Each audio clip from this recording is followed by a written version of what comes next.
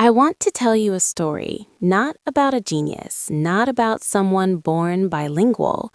This is a story about a boy who couldn't speak English at all. No teacher, no courses, no confidence, just silence, fear, and the feeling of being left behind every time English appeared in front of him. I didn't learn English the traditional way. I didn't sit in classrooms memorizing grammar rules that made no sense. I didn't buy expensive courses or move to another country hoping fluency would magically appear. For a long time, English felt like a locked door, and no matter how hard I pushed, it never opened. Then one small thing changed everything. I found ChatGPT. But not as a shortcut, not as a trick, not as a machine that gives answers. I used it as something very different. I used it as a place where I could be wrong without shame, a place where I could speak badly, slowly, imperfectly, and still feel safe. Every day I showed up with one sentence, sometimes two, sometimes just a question, and little by little, that silence started to break. Fear didn't disappear overnight, but it stopped controlling me. Confidence didn't arrive suddenly, but it began to grow quietly, like a muscle finally being used. This is not a story about talent. It's not about having a good memory or a perfect accent. It's about having a system, a simple, repeatable system that turns confusion into clarity and hesitation into action.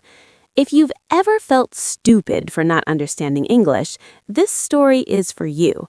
If you've ever been afraid to speak because of mistakes, this story is for you. And if you think you're too late, too slow, or not good enough, stay with me. If I can do it, you can do it too. For most of my life, English was something I avoided. I told myself I didn't need it. I said it was optional, unnecessary, something for other people with different lives. But the truth was simpler and harder to admit. I was afraid of it, afraid of sounding stupid, afraid of being corrected, afraid of opening my mouth and proving what I secretly believed about myself. I grew up building a quiet identity around avoidance. If a movie was in English, I skipped it. If someone spoke English nearby, I stayed silent. I learned how to nod, smile, and escape without being noticed.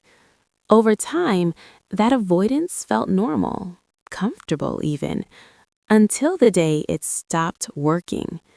That day began like any other.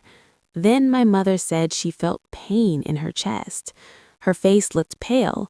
Her voice sounded weak. Panic replaced routine.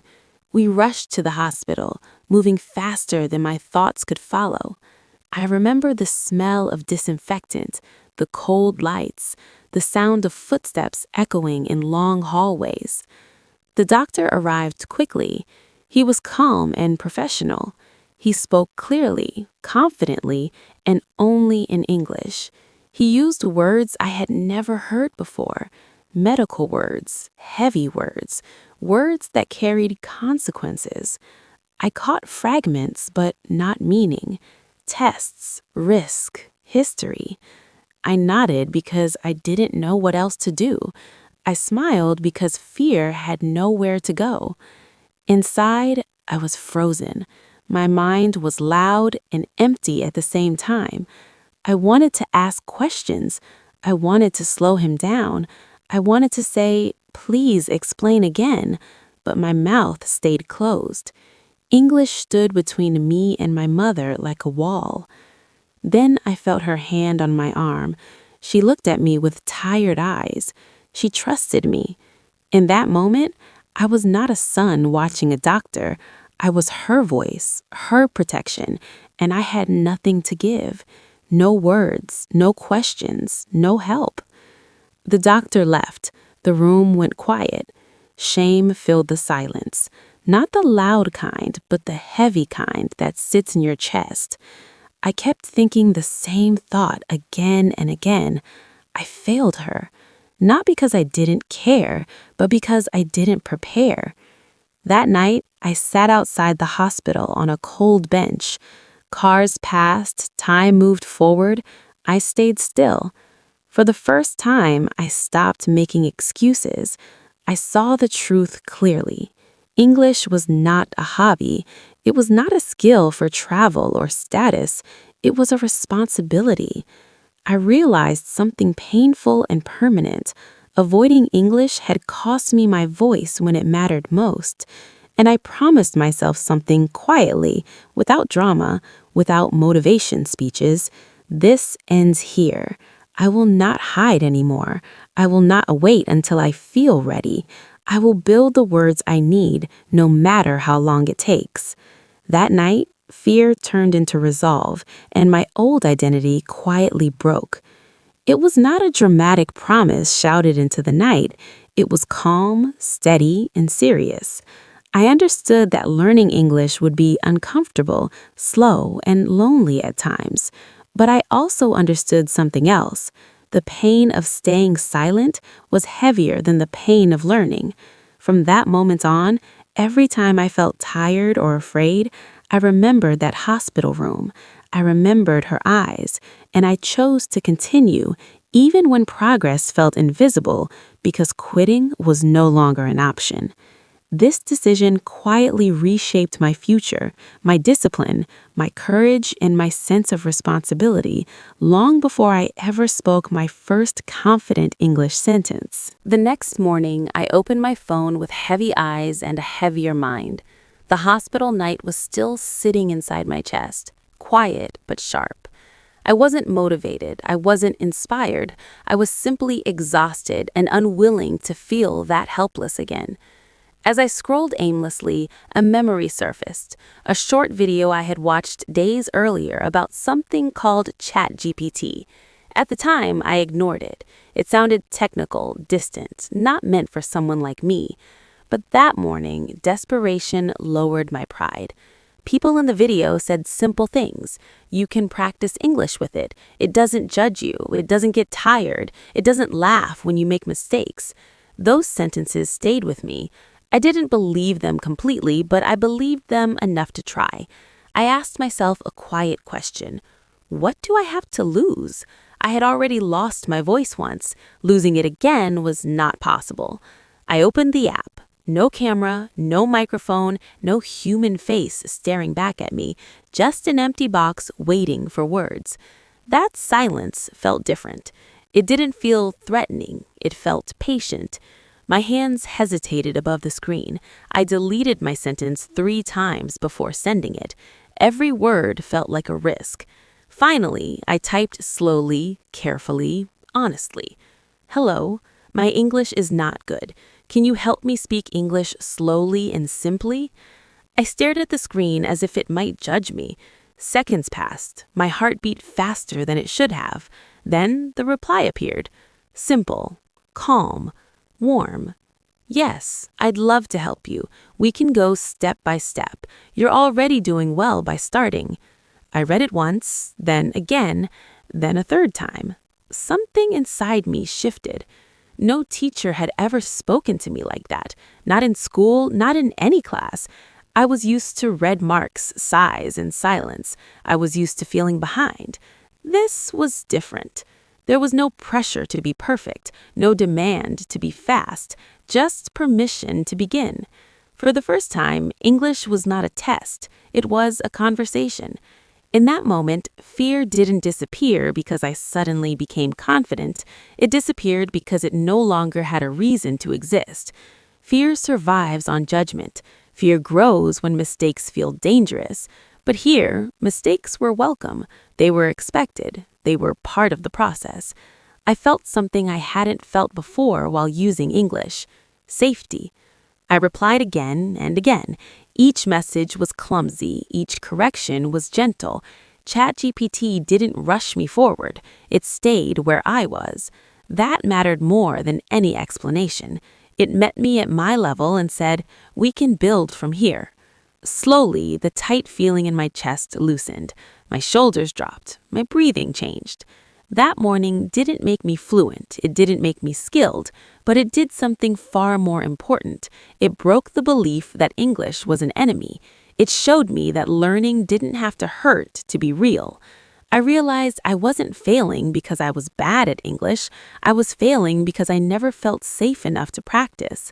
That was the true beginning. Not a lesson, not a plan, but a relationship with a tool that removed shame from the process. From that point on, I didn't need motivation, I had trust. And with trust, I was finally willing to continue, one imperfect sentence at a time. I knew this moment would change everything because safety gave me courage, and courage gave me permission to keep going forward without hiding again. I didn't try to learn everything. I learned 15 minutes a day. That decision alone changed everything because it removed pressure before it could grow. Every morning, before social media, before messages, before noise entered my head, I opened ChatGPT. That was my role. No excuses, no motivation needed, just 15 quiet minutes. I didn't study topics or grammar lists. I wrote a tiny diary about my real life, what I ate, how I felt, what I worried about. The sentences were short and often wrong. My grammar was broken, my vocabulary was small, but the words were honest and they belonged to me.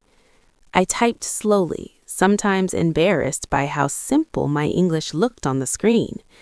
Then ChatGPT replied. It corrected my sentences carefully, not aggressively, not all at once. It showed me what I meant to say, not what I should have memorized. After each correction, it explained why. One rule, one change, one reason. That was enough. There was no judgment, no red marks, no feeling of being behind, just calm guidance. For the first time, mistakes felt useful instead of shameful. They became steps instead of proof of failure.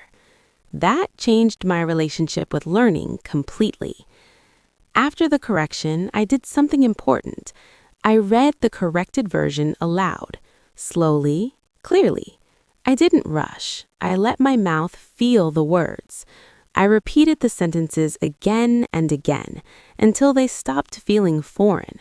Sometimes I stood in front of the mirror. Sometimes I whispered. Sometimes I recorded my voice. It didn't matter how it sounded. What mattered was that I spoke. Without realizing it, I was learning grammar inside meaning. Past tense was not a rule anymore. It was my morning. Adjectives were not definitions. They were my emotions. Sentence structure was not theory. It was my life, written in simple English. This is how children learn language. They don't study rules first. They use meaning first, and the rules follow naturally. Each morning built on the one before it. 15 minutes became a habit. The habit became a routine. The routine became a signal to my brain that English was safe. I wasn't trying to be fluent. I was trying to be consistent. That difference mattered more than I expected. Confidence didn't come from knowing more words. It came from not being afraid to use the few words I had. I stopped asking, "Is this correct?" and started asking, "Can I say this?" That shift changed everything. Some mornings were boring, some mornings felt slow, but I showed up anyway. And slowly, something powerful happened. I stopped fearing the beginning of the day. English was no longer a mountain. It was a small path I walked every morning, one quiet step at a time. This simple routine created a loop I did not expect. Practice created familiarity. Familiarity created calm. Calm created courage. And courage brought me back the next morning. Nothing dramatic happened in one day, but something reliable happened every day. I stopped chasing motivation and started trusting repetition. Even on days when I felt tired, the habit carried me forward. English became part of my morning, like water or light. Over time, the fear that once controlled me lost its power, not through force, but through exposure. 15 minutes taught my brain that English was not danger, it was normal. And once something becomes normal, growth follows naturally, quietly, and without resistance. This habit was small, repeatable, forgiving, and personal, and it gave me permission to learn imperfectly while moving forward instead of waiting for confidence that never arrived before anyway. Speaking was still scary. Even after writing every morning, my mouth froze the moment I imagined a real person in front of me. My heart raced, my thoughts scattered, and my confidence disappeared. So I made a different decision. I practiced speaking without real people. I removed the audience before training the performance. I asked ChatGPT to role play with me. Simple situations, familiar moments, a waiter and a customer, a doctor and a patient, airport check-in, hotel reception. Nothing advanced, nothing dramatic, just everyday English that normal life demands. The first role play felt awkward. I typed short replies. I paused too long. I made mistakes in almost every sentence. But something important happened. No one interrupted me. No one looked impatient. The conversation waited for me. That alone changed how my brain reacted. I chose one situation and stayed with it. Not 10 topics, not endless variety. One situation until it felt normal. I started with ordering food at a restaurant. I repeated the same conversation again and again.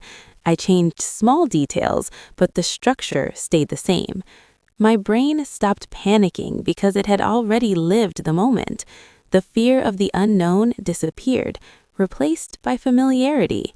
Each repetition told my nervous system, this is safe. Nothing bad happens when you speak. After a few days, something surprising happened. I didn't need to think as much.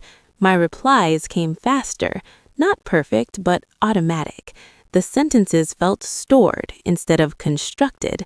This is how fluency begins, quietly and without pressure. I practiced aloud, not just in text. I played both roles. I became the waiter and the customer. I asked questions and answered them. I stood in front of the mirror and spoke. Sometimes I felt silly, but I kept going. This method taught me something important. Fear is not removed by confidence. Confidence is built after fear disappears. Repetition comes first. Emotion follows later. Motivation was never the solution. Structure was. Each role play became a rehearsal for real life. My brain treated it like practice, not performance. When mistakes happened, they felt small, correctable, temporary. I stopped associating speaking with danger. I didn't rush forward. I stayed with one situation until it felt boring. Boring was the goal. Boring meant safe. Safe meant usable. Only then did I move to the next scenario. When I later imagined real conversations, they felt familiar, not because I memorized scripts, but because my brain recognized patterns. I wasn't reacting anymore. I was responding. This is how fear disappears, not by positive thinking, not by forcing courage, but by repetition that teaches the body what the mind already knows. Speaking became an action, not a test. And once speaking stopped feeling like a test, I finally allowed myself to sound human instead of silent. This training also changed how I saw mistakes in public situations later. When a real conversation arrived, my body remembered practice before panic. My voice still shook sometimes, but it moved forward instead of hiding. I learned that bravery is not loud confidence, but quiet preparation repeated daily. By rehearsing alone, I earned the right to speak outside. The safety I built privately followed me into the world, and step by step, speaking stopped being a threat and became a skill I could trust. That understanding reshaped my patience, my discipline, and my respect for small progress. proving that controlled repetition is not boring but powerful, and that confidence grows fastest when pressure is removed and practice is allowed to happen slowly, consistently, and without an audience watching, while learning feels safe, human, personal, sustainable, repeatable, daily. At night, everything slowed down. The noise of the day faded, and my mind finally had space to look back instead of forward. This became the most important part of my learning, even though it looked simple from the outside. I didn't study at night, I reflected. Before sleeping, I asked myself 3 quiet questions. What did I learn today? What did I say wrong? What did I improve? Even a little. I didn't rush to answer them. I let the day replay in my mind. The sentences I practiced, the mistakes I noticed, the moments where English felt easier than yesterday. Then I wrote everything by hand, not on my phone, not on a screen, in a notebook. The physical act of writing slowed my thinking and made it clearer. I wrote short notes, imperfect sentences, and honest observations. Sometimes I wrote, I forgot this word. Sometimes I wrote, I spoke faster today. Nothing fancy, nothing polished, just real reflection. Writing by hand forced me to face my learning without distraction. No scrolling, no comparing myself to others, just me and the page. This is where English stopped being external information and started becoming internal understanding. After writing, I read everything aloud, slowly, clearly, even the mistakes, especially the mistakes. I didn't skip them. I wanted my brain and my voice to meet again at the end of the day. Reading aloud connected memory with sound, meaning with movement. It told my brain, this matters enough to be spoken again. This simple routine locked English into my memory. I began to notice something strange. Words I thought I had forgotten came back more easily. Sentences I struggled with during the day felt lighter at night. Reflection created a bridge between effort and retention. Language doesn't disappear when you revisit it, it deepens. Repetition without reflection fades. Reflection without repetition weakens, but together they create stability. I was no longer learning and forgetting in cycles. I was building layers. Night reflection also changed how I felt emotionally about learning. During the day, I often focused on what I couldn't do yet.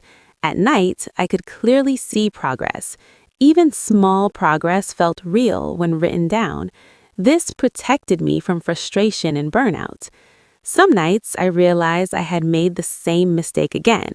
Instead of feeling angry, I felt informed. The mistake became data, not failure. I wrote it down and told myself, tomorrow I'll notice this earlier. That mindset kept me moving forward. Over time, my notebook became a map of my growth. Early pages were simple and messy. Later pages showed longer sentences, clearer thoughts, and more confidence. I didn't need motivation videos anymore. I had proof. This habit also trained my brain to close the day properly. Learning didn't feel unfinished or chaotic. It felt complete. My mind rested better because it knew the work had been acknowledged. Night reflection taught me that memory is not about intelligence, it's about respect. When you respect what you learn enough to revisit it, your brain keeps it. When you ignore it, it disappears. This routine didn't make me fluent overnight, but it made my progress permanent. English stopped slipping through my fingers. It stayed, quietly, naturally, and over weeks and months, I realized I wasn't starting over anymore. I was building on yesterday. At night, I wasn't just reviewing English. I was teaching my brain that this language belonged to me. And once something belongs to you, you don't lose it easily. The biggest breakthrough came when I stopped translating. Until that point, every English sentence had to pass through my native language first. I would think, translate, check, and then speak. By the time I was ready, the moment was already gone. This made English feel slow, heavy, and stressful, even when I knew the words. One day, I realized the problem was not vocabulary or grammar.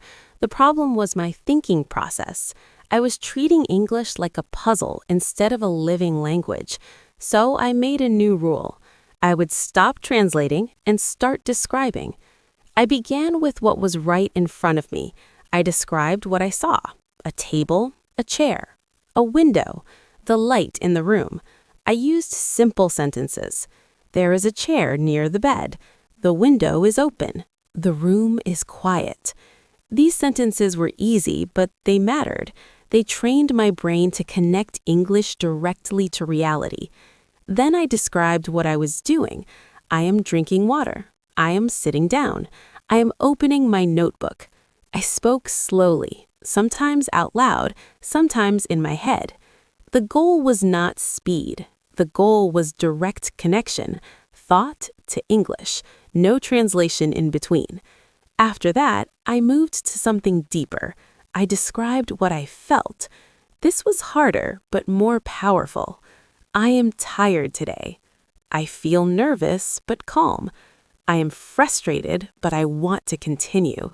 These sentences were not from textbooks. They were from my life. This was emotional English, not apple is red, not the boy is tall, but language that carried meaning and intention. When I spoke about my feelings, English stopped feeling fake. It became personal. It became mine. At first, my sentences were simple and repetitive. I used the same words again and again, but repetition was not a problem. It was a signal. My brain was building pathways. Every time I described a real moment in English, those pathways grew stronger. I also used ChatGPT to support this process. When I didn't know how to express a thought, I asked for help. I typed my feeling in my own language and asked for a natural English version. Then I read it. I repeated it. I used it again later in a different moment. Slowly, my emotional vocabulary expanded. Something important changed during this stage. I stopped waiting for perfect sentences. I accepted incomplete ones. I learned that thinking in English does not require complexity. It requires honesty. Simple thoughts spoken clearly are better than complex thoughts never spoken at all. As days passed, I noticed moments where English appeared without effort. I would walk, eat, or rest, and a sentence would form naturally in my head. I didn't force it. I didn't celebrate loudly. I just noticed it and continued. This is when English stopped being a subject and started becoming a thought system. I was no longer switching languages. I was choosing one. English became a way to observe, react, and reflect. Thinking in English also reduced fear. When thoughts arrive in English, speaking becomes easier. There is no gap to cross, no bridge to build. The words are already there. This stage took patience. Some days it worked, some days it didn't, but I stayed with it. I trusted the process. Internalization is not dramatic. It is quiet and gradual. Over time, English stopped feeling like something I used. It started feeling like something I had. And once language lives in your thoughts, it no longer disappears under pressure. It stays with you, ready, calm, and real. My brain understood English, but my mouth didn't. I could read sentences, recognize patterns, and understand conversations in my head. Yet when it was time to speak, my voice betrayed me. My throat tightened. My tongue felt heavy. The words existed, but they refused to come out smoothly. That gap between understanding and speaking was frustrating and exhausting. So I decided to train my voice, not my knowledge. I stopped waiting to feel ready and started working with what I had. I used 3 simple tools: the mirror, recording, and shadowing. Nothing fancy, nothing expensive, just consistent, uncomfortable practice.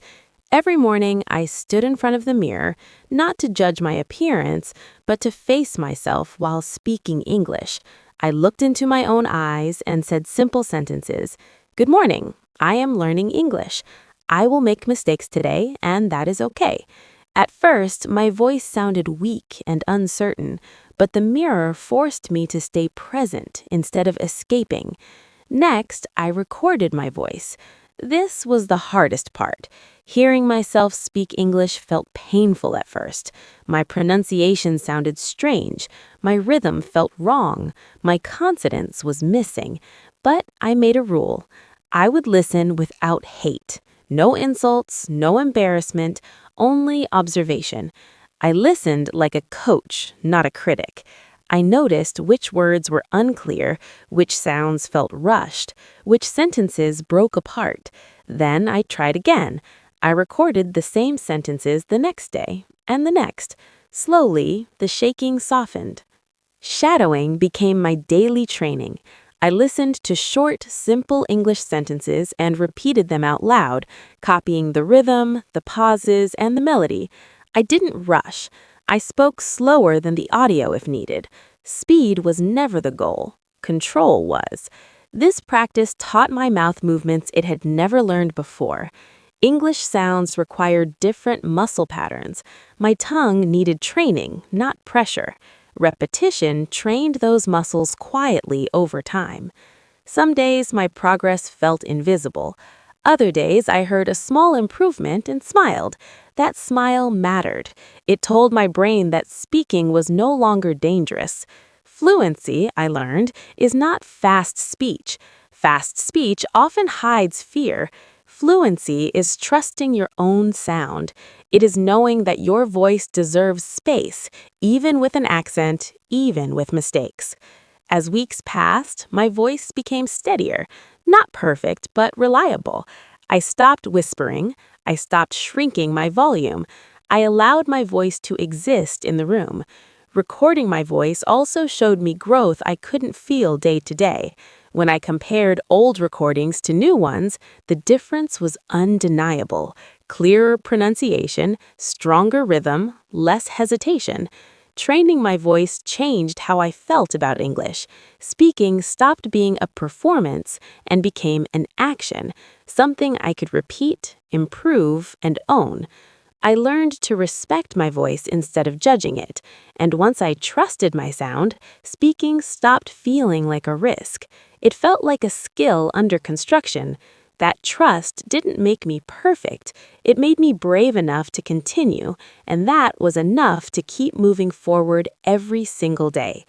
Over time, this daily voice training reshaped my identity. I no longer waited for permission to speak. I created it through practice. My voice learned before my confidence arrived, and when confidence finally appeared, it rested on repetition, not hope. This system reminded me that progress is physical, emotional, and gradual, and that fluency grows when patience replaces urgency and effort becomes routine. Consistency turned fear into familiarity, and familiarity into calm, reliable action over time. Daily practice. Finally, I stopped learning English. That sentence may sound strange, but it marked the most important shift in my journey. I stopped treating English as a subject, a skill, or a problem to solve. I became someone who speaks English. That change didn't happen in a single moment. It happened through intention, repetition, and identity. I realized that every time I said, I'm learning English, I was placing myself in a temporary position, a student, a beginner, someone who was not there yet. So I changed the way I spoke to myself. I stopped saying I was learning. I started saying I speak English. Not perfectly, not fluently, but truthfully. I created an identity, a version of me who speaks freely, not a native speaker, Not someone with a perfect accent, just someone who uses English to think, react, joke, explain, and exist. This identity was not about performance, it was about permission. Every day, I stepped into that identity on purpose. When I practiced, I didn't practice as a student, I practiced as a speaker, improving his voice. When I made mistakes, I didn't apologize to myself, I corrected and continued. When I felt insecure, I reminded myself that speakers are allowed to be imperfect. I also changed how I prepared for real life. I didn't wait for conversations to happen, I simulated them before they arrived. I imagined situations I might face and practiced them in advance. Ordering food, asking for directions, explaining a problem, introducing myself. I treated life like a stage rehearsal, not a test. This preparation did something powerful. It removed surprise. Fear thrives in the unknown. Familiarity weakens it. By the time real conversations arrived, my body recognized the patterns. My voice remembered what to do. I was no longer reacting blindly. I was responding with experience. The biggest change was internal. English stopped living outside of me. It moved inside. I no longer asked, "How do I say this?" as often. Thoughts started forming naturally in English, especially simple ones. Observations, feelings, reactions. One night, something quiet but profound happened.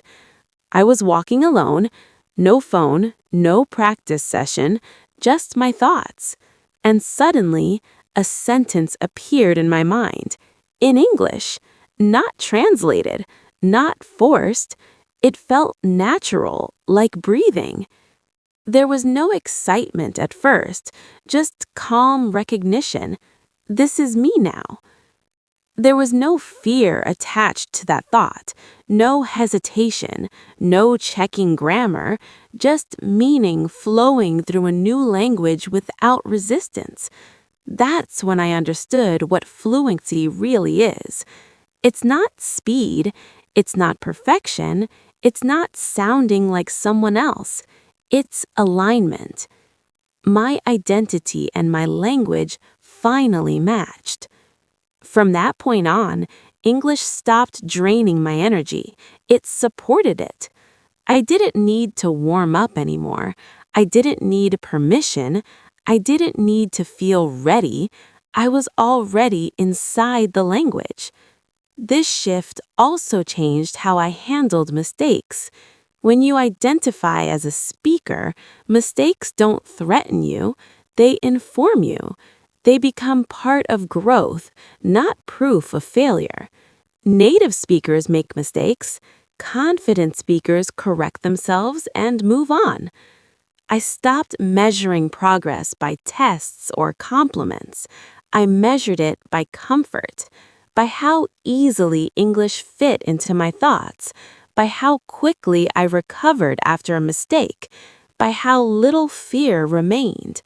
This meta system was not about learning more, it was about becoming more, becoming someone who lives with English instead of chasing it. I didn't become perfect, I became present. And that presence made English stable, usable, and real. At that point, I knew I would never lose it because it was no longer something I used, it was something I was.